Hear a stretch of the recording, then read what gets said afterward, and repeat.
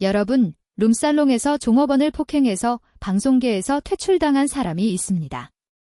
세금 2억 넘게 체납해서 고액 체납자 명단에 이름까지 올렸죠. 그런데 이 사람이 지금 대한민국 제1야당의 공식 행사에서 심사위원 자격으로 앉아 있습니다.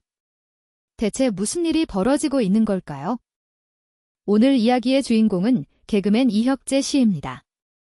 국민의힘이 광역의원 비례 청년 후보를 뽑는 공개 오디션을 열었는데요. 바로 이 오디션의 심사위원으로 이혁재 씨가 위촉된 겁니다. 이혁재 씨가 누구냐? 2010년 인천의 한 룸살롱에서 종업원들의 뺨을 때려 상해 혐의로 벌금 200만 원을 선고받았고 이후 모든 방송에서 퇴출됐습니다. 그뿐이 아닙니다. 여러 차례 채무 불이행으로 비투 논란이 터졌고 사기 혐의로 피소되기도 했습니다. 2024년에는 2억 원 이상을 체납해서 고액 체납자 명단에까지 이름을 올렸죠. 자, 그런데 왜 이게 이렇게까지 큰 논란이 된 걸까요? 핵심은 타이밍입니다. 국민의힘은 불과 한 달 전인 3월 9일 윤어게인 절연을 선언하는 당 결의문을 발표했습니다. 윤석열 전 대통령을 옹호하는 극우 세력과 선을 긋겠다고 공식적으로 약속한 거죠.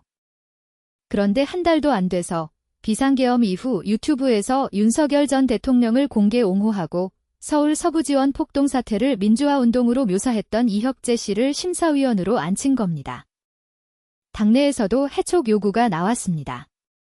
그런데 장동혁 대표는 어떻게 했을까요? 보란듯이 오디션장을 직접 방문해서 심사위원들을 격려했습니다.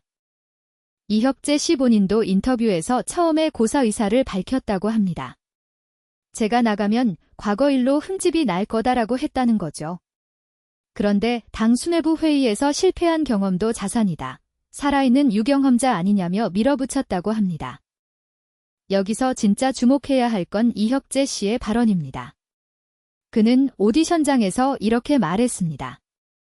아스팔트 위에서 시위하는 청년들도 우리의 자산이다. 아스팔트 청년, 이건 윤어게인을 외치며 거리에서 시위해온 극우 세력을 가리키는 표현입니다.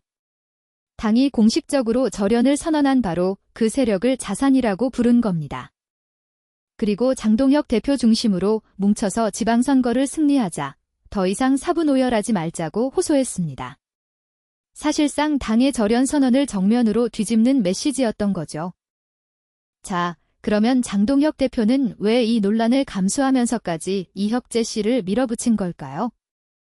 지방선거가 코앞입니다. 국민의힘 입장에서 극우 지지층을 완전히 버리면 표가 갈립니다. 결국 윤어게인 절연은 말로만 하고 실제로는 이 표를 끌어안아야 선거에서 이길 수 있다는 계산이 깔려 있는 겁니다.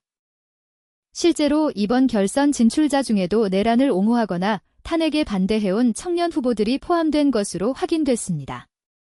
절연은 선언에 그쳤고 현실은 정반대로 가고 있는 셈이죠. 비판 여론에 대해 이혁재 씨는 뭐라고 했을까요? 10년 전 일을 가지고 왜 저를 못 죽여서 안달이냐라고 반박했습니다. 그러면서 오히려 노이즈 마케팅이 됐다며 자화자찬까지 했죠. 국민의힘 수석 대변인은 정당은 다양한 목소리를 담는 그릇이라며 논란을 봉합하려 했고 민주당은 책임과 상식, 공적 기준이 무너졌다고 정면 비판했습니다. 자, 이 논란 앞으로 어디로 번질까요? 지방선거를 앞두고 국민의힘의 윤어게인 절연 선언은 사실상 사문화될 가능성이 높습니다.